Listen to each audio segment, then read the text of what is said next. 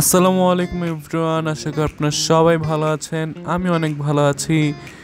So অনেক অনেক দিন পর আমি আবারও ইউটিউবে ব্যাক করলাম, কারণ গাইস কয়েকদিন আগে আমার বোর্ড এক্সাম শেষ হলো।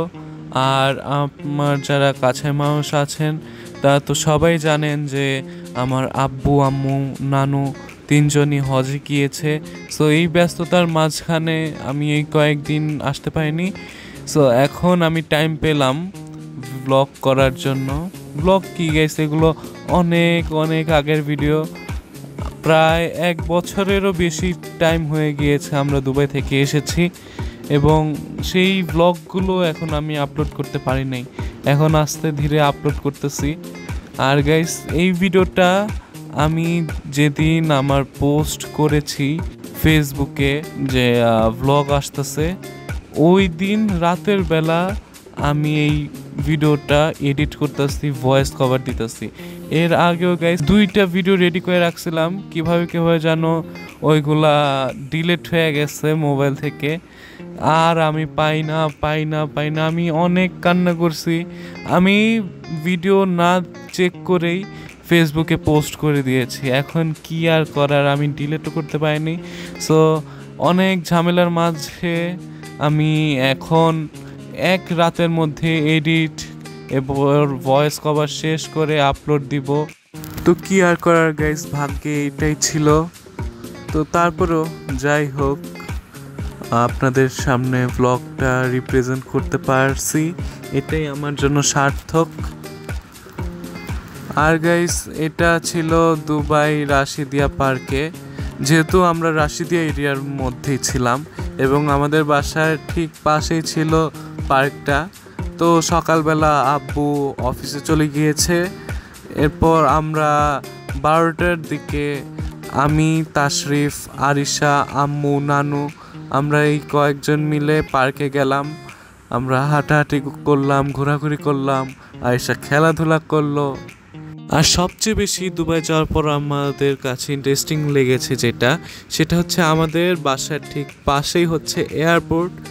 দিনে রাতে কয়টা করে প্লেন ওঠানামা করে সবগুলো হিসাব রাখা যায়, এইরকমভাবে আমরা ছিলাম। যেহেতু গাইস এটা আমি খুবই প্যারার মধ্যে, খুবই তাড়াহুড়ার মধ্যে ব্লগটা করতেছি, এডিট করতেছি।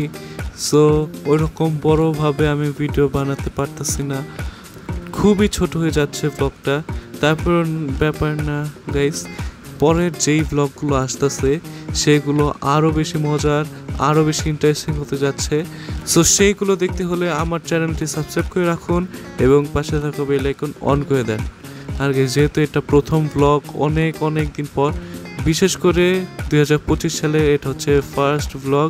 সো সেই উপলক্ষে আপনারা সবাই এই ভিডিওটা বেশি বেশি শেয়ার করে দেন, আপনাদের প্রিয়জনদের কাছে বেশি বেশি শেয়ার করে দেন, যাতে আমার ভিউজটাও বাড়ে, আমার কাজটাও যাতে হয়, আপনারাও যাতে মজা পান।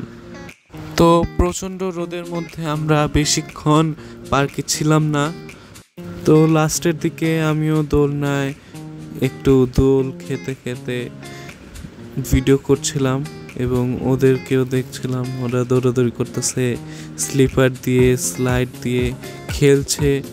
সো ওদেরকে দেখতেছিলাম, আমিও বসে বসে ভিডিও করতেছি, প্লেন দেখতেছি। অনেক মজার, অনেক ইন্টারেস্টিং একটা টাইম ছিল তখন।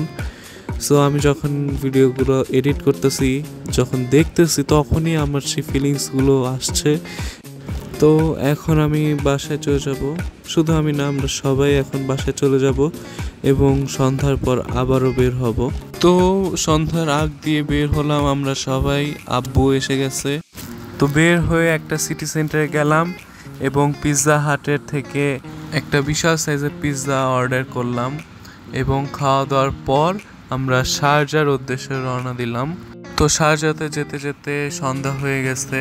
এরপর গাইস আমরা শারজার ফিস্ট পার্কে গেলাম এবং ওইখানে যাওয়ার পর আরিশাও খেলাধুলা করলো আর আমিও আমার সেই ছোট্টবেলার স্মৃতিগুলো মনে করলাম।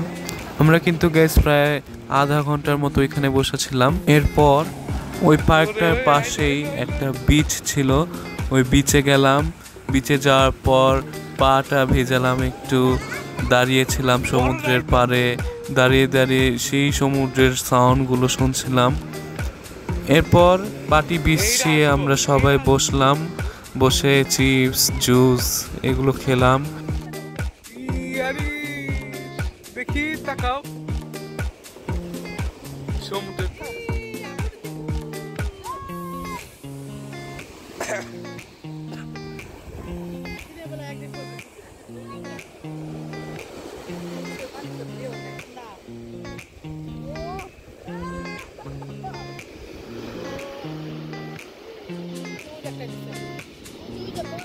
এগুলা ছোট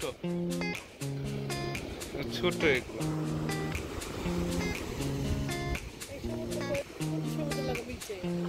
আরব সাগর।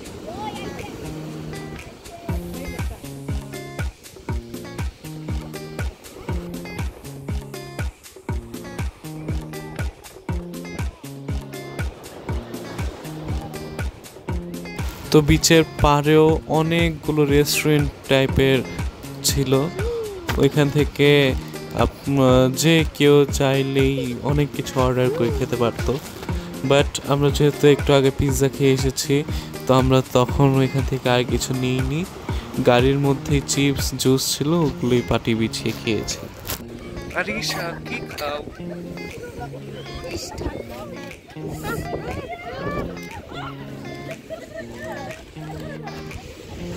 তো ওইখানেও অনেকক্ষণ বসে থাকার পর আমরা বাসার দিকে যাচ্ছিলাম, বাসার দিকে মানে গাইস আমাদের গাড়ির দিকে যাচ্ছিলাম। তো পার্কিং প্লটে গাড়ি পার্ক করা আছে, ওইখানে আমরা যাচ্ছিলাম হেঁটে হেঁটে। তো আরিশা অনেক কিউটভাবে হেঁটে যাচ্ছিল, ওইটার ভিডিও করতেছিলাম। তো সবাই মাশাআল্লাহ বলে যাবেন, যদিও এখন আরিশা অনেক বড় হয়ে গিয়েছে, এটা 1 বছর আগের ভিডিও। সো আজকের ব্লগটা আমরা এইখানেই শেষ করে দিচ্ছি। যদি আপনাদের ভালো লেগে থাকে অবশ্যই লাইক করবেন এবং সাবস্ক্রাইব করে পাশেই থাকবেন সব সময়। আল্লাহ হাফেজ।